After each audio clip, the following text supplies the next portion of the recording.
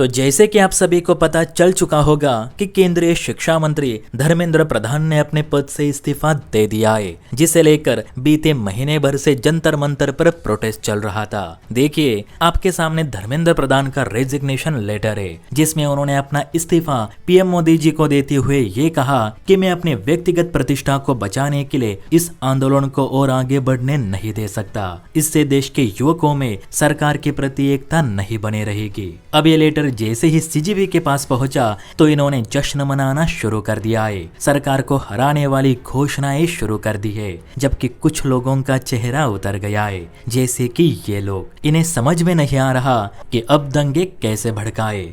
आप ही बताइए, क्या इसे नीट का फुल फॉर्म भी पता होगा जो छात्र बनकर इस प्रोटेस्ट में शामिल हुआ है, या फिर इसका इरादा ही कुछ और था। खैर, जो भी है, इस इस्तीफे से पूरे झेंझे में खुशी की लहर है। सब खुशियां मना रहे। इवन सोनम वांगचुक ने भी इस इस्तीफे पर जीत का परचम लहराया और कहा कि ये लोकतंत्र की जीत है। साथ ही उन्होंने उन लोगों पर भी तमाचा जड़ा है जिन्होंने ये कमेंट की थी। आपको याद होगा, मैंने सुबह ही आपको दिखाया था कि जब सोनम वांगचुक ने सरकार से लिखित आश्वासन मिलने पर 26 दिनों के बाद अपना अनशन तोड़ा, तो बहुत सारे सीजीपी समर्थकों ने सोनम वांगचुक को ऐसी भद्दी भद्दी गालियां दी, उन्हें बीजेपी का दलाल कहा, जिसे लेकर उन्होंने एक वीडियो भी बनाई है और उन लोगों पर अपनी नाराजगी जाहिर की। और आज जब धर्मेंद्र प्रधान ने इस्तीफा दे दिया है, जैसा कि सरकार ने उन्हें आश्वासन दिया था, तो सोनम जी ने भी उन लोगों को लताड़ लगाते हुए ये कहा कि जिन्हें मुझ पर भरोसा नहीं था, मुझे भद्दी भद्दी गालियां दी, तो वे देख ले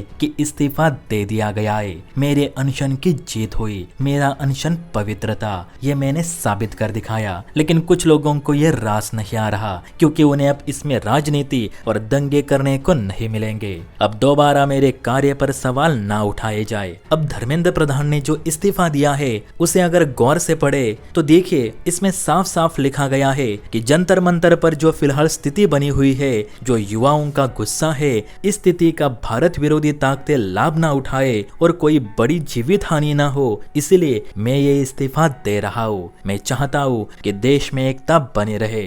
अब इसे पढ़कर कई लोग ये सवाल उठा रहे कि ये इस्तीफा सीजीपी के प्रोटेस्ट को लेकर दिया गया है, या फिर सलाहकारों की राय पर कैबिनेट ने धर्मेंद्र को इस्तीफा देने को कहा होगा, क्योंकि धीरे धीरे विदेशी और टेररिस्ट लॉबी इसमें शामिल हो रही थी। क्योंकि बहुत से लोगों के मुंह से सुनने को मिल रहा था कि जंतर मंतर पर फिलहाल स्टूडेंट्स का नहीं तो पत्थरबाजों और आतंकियों का मेला लगा है। और एक बात, धर्मेंद्र के इस्तीफे को लेकर अभी तक सीजीपी ने सोनम वांगचुक को शुक्रिया नहीं कहा, क्योंकि हो सकता है कि वो अब उनके काम के नहीं रहे। बाकी इस पर आपकी क्या राय है, कमेंट करके बता सकते हैं।